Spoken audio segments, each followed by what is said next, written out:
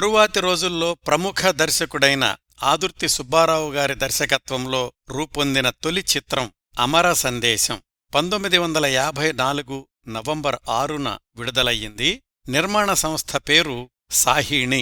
నిర్మాతలు yes Bhavanarayana, dB Narayana. ఈ cinema కథ సంగీత ప్రధానమైనప్పటికీ అనేక ఇతర అంశాలు కూడా చూపించారు. అనగనగా ఒక రాజ్యం. రాజు పేరు విక్రమదేవరాయలు.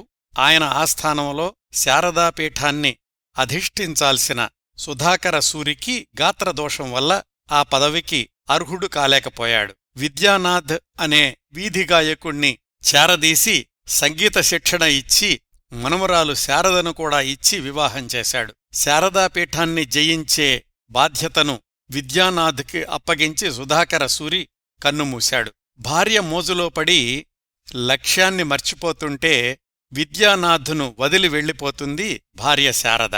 విద్యానాథ్ శారదాపీఠాన్ని అధిష్ఠించాడు. ఇక్కడ్నుంచి కథ అనుకోని మలుపులు తిరుగుతూ చివరికి విద్యానాథ్కి కొడుకుకి సంగీత పోటీ ఎలా సంభవించింది, విద్యానాథ్ శారదలు తిరిగి ఎలా కలుసుకున్నారు అనే అంశాలు కొంచెం సస్పెన్స్.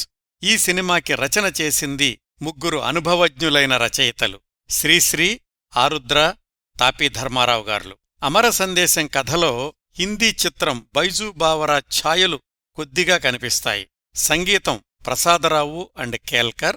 ఈ చిత్రంలో విక్రమదేవరాయలుగా మిక్కిలినేని నటిస్తే హీరో హీరోయిన్లు విద్యానాథ్ శారదలు, అమర్నాథ్, శ్రీరంజని. సంగీతంలో తండ్రితో పోటీపడే వీరి కుమారుడిగా నటించింది మాస్టర్ శేషగిరి. ఇంకా ఇతర పాత్రల్లో పద్మిని, రేలంగి, నాగభూషణం, పెరుమాళ్లు మొదలైనవారు నటించారు. కథ ఒక క్రమపద్ధతిలో నడవకపోవడం వల్ల తాము ఎలాంటి సినిమా చూస్తున్నామో ప్రేక్షకులకు అర్థం కాలేదు.